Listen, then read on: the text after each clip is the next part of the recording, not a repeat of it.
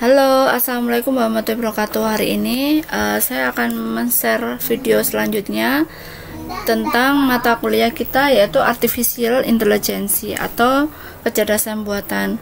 Pada bahasan video kali ini kita akan membahas tentang NLP atau Natural Language Processing. Video ini merupakan lanjutan dari materi kita sebelumnya. Jadi bagi teman-teman yang belum menonton atau masih belum paham, dapat melihat link video sebelumnya yang terdapat dalam deskripsi link video ini. Bagi yang sudah, kita langsung saja ya ke materi. Lanjut next, apa saja yang akan kita bahas gitu ya. Kita akan bahas tentang definisi NLP, kemudian disiplin ilmu dalam NLP itu sendiri.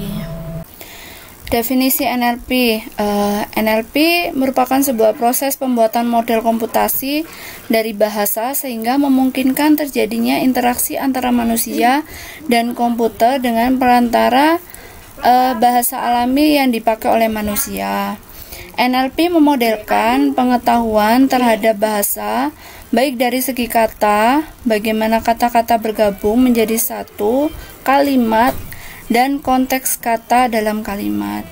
Jadi NLP itu sebuah permodelan pengetahuan dalam bahasa. Intinya seperti itu ya. Next, disiplin ilmu dari NLP ada fonetik atau fonologi, ini atau ya. Kemudian morfologi, sintaksis, semantik, pragmatik, discourse knowledge, dan word knowledge. Kita akan bahas satu persatu ini ya. Fonetik atau fonologi. Fonetik atau fonologi itu berhubungan dengan suara yang menghasilkan kata yang dapat dikenali.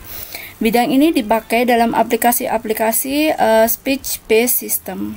Jadi seperti itu ya. Lanjut next, morfologi. Morfologi merupakan sebuah pengetahuan tentang kata dan bentuknya sehingga bisa dibedakan antara yang satu dengan yang lain. Contohnya kata membangunkan. Membangunkan itu dari bangun, kata bangun sebagai kata dasarnya memiliki sebuah prefix atau kata tambahan di depan gitu ya, mem, dan sufiksnya kan gitu ya, akhiran. Jadi membangunkan itu kata dasarnya dari bangun, ada prefiksnya, ada sufiksnya. Next, sintaksis. Sintaksis merupakan sebuah pengetahuan tentang urutan kata dalam pembentukan sebuah kalimat. Contohnya kalimat memiliki sebuah subjek dan predikat. Subjek biasanya determinan gitu ya. Kemudian kata benda biasanya disebut dengan predikat. Kata benda atau kata kerja dan lain sebagainya. Kemudian ada juga kata benda. Jadi seperti itu ya, sintak urutan pembentukan kata. Next, semantik. Semantik adalah sebuah ilmu yang mempelajari arti suatu kata dan bagaimana arti kata-kata tersebut membentuk suatu arti kata dari kalimat yang utuh gitu ya. Contohnya, ayahku datang membawa buah tangan. Kalau hanya ayahku datang membawa buah, berarti sudah pasti datang dengan bawa buah-buahan gitu ya. Tapi kalau buah tangan ini belum tentu dia buah gitu ya, bisa jadi aksesoris. Intinya buah tangan itu adalah oleh-oleh gitu ya, tapi oleh-olehnya itu nggak harus buah. Jadi seperti itu ya. Jadi semantik itu artinya semantik atau mempelajari suatu kata dan bagaimana arti-arti kata tersebut membentuk suatu arti. Seperti itu ya. Lanjut next, pragmatik. Pragmatik adalah sebuah pengetahuan tentang konteks kata atau kalimat yang berhubungan erat dengan keadaan atau situasi kata atau kalimat tersebut dipakai. Jadi pragmatik itu berhubungan dengan nada gitu ya. Ayah datang. Ini contohnya diucapkan dengan nada datar. Ayah datang gitu ya. Kemudian diucapkan dengan nada tinggi. Kemudian di sini ayah datang. Nah, ada temponya. Temponya ada sedikit cepat dan di akhir gitu seperti bertanya gitu ya. Seperti kata pertanyaan. Itu hubungannya dengan pragmatik. Jadi kemampuan menalar kemampuan menalar gitu ya, kemampuan menalar, mengartikan kata, mengartikan kalimat dengan nada. Jadi seperti itu. Next, discourse knowledge. Discourse knowledge merupakan sebuah pengetahuan tentang hubungan antar kalimat, melakukan pengenalan apakah suatu kalimat selanjutnya. Kemudian penting untuk identifikasi kata ganti orang sebagai informasi. Contohnya yaitu ibu pergi ke pasar, ia membeli makanan di sana. Jadi kata ibu diganti dengan ia, dan ke pasar diganti menjadi di sana, kata ganti. Gitu ya. Kata ganti atau discourse knowledge. Ini perlu teman-teman pahami karena nanti terkait dengan NLP kita harus mengartikan sebuah kata-kata gitu ya, atau membuat sebuah rule dari kata-kata, kumpulan kata-kata itu. Seperti itu ya. Next, word knowledge. Word knowledge ini mencakup arti sebuah kata secara umum dan apakah arti khusus bagi suatu kata dalam suatu percakapan dengan konteks tertentu.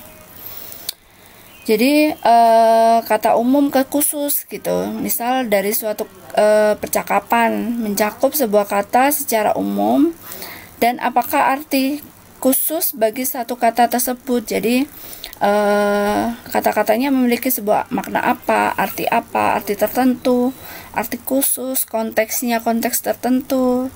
Jadi macam-macam. Contoh kata madu gitu ya. Contoh kata madu bisa jadi sebuah kata benda. Kata benda yaitu vitamin gitu ya, vitamin untuk peningkatan daya tahan tubuh. Tapi madu, kalau dalam suatu percakapan tertentu atau membahas sebuah tema tertentu, madu bisa diartikan sebagai pihak lain gitu ya, pihak lain dalam sebuah pasangan gitu, dalam sebuah hubungan. Jadi seperti itu ya. Kemudian aplikasi NLP. Aplikasi NLP terdiri dari dua bagian, text based application dan speech based application. Yang teman-teman tahu ini sudah ada semuanya gitu ya. Text based application ini berbasis chat gitu ya, berbasis chat. Nah, sedangkan speech based application ini berbasis recording. Nah, jadi recording. Contohnya di sini bisa pencarian di Google, Simi gitu ya. Bukan Simi sih, Simi itu kan chat gitu ya. Chat, ini chatbot dan lain sebagainya. Jadi aplikasi NLP itu ada dua. Kalau berbasisnya chat, berarti itu teks. Basisnya teks, berarti harus dengan teks. Entah itu inputan, entah itu jawaban yang kita buat harus berbasiskan teks. Tapi kalau speech berarti harus ada voice, rekaman suara dan lain sebagainya. Gitu ya. Text based application, aplikasi yang melakukan pemrosesan terhadap teks tulis.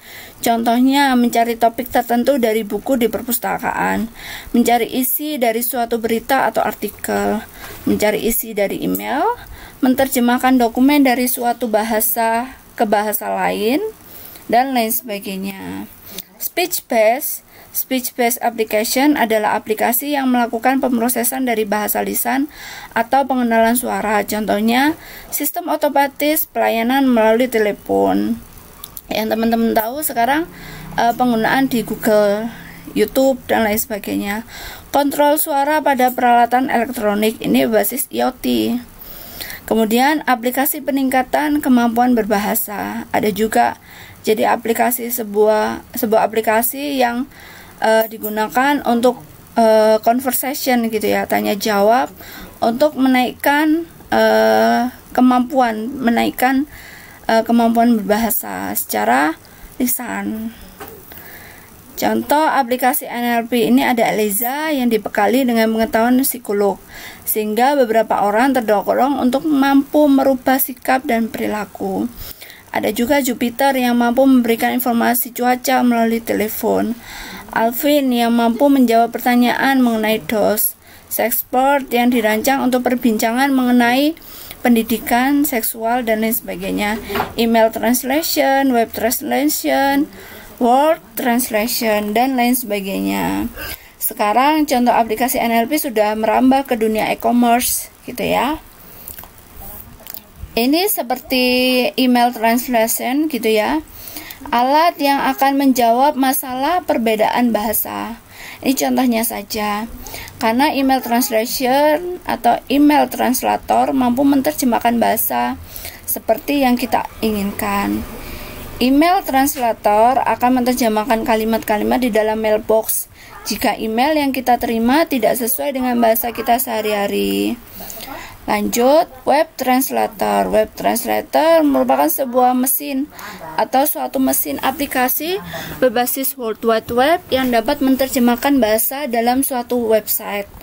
Web translator akan menerjemahkan bahasa di dalam semua link-link, page per page, menjadi bahasa seperti yang kita inginkan. Jadi, seperti teman-teman, kalau misalnya memasuki sebuah situs, di atasnya ada bahasa yang harus atau bahasa yang akan digunakan. Biasanya terdapat pilihan mau Inggris atau mau Indonesia. Jadi seperti itu ya.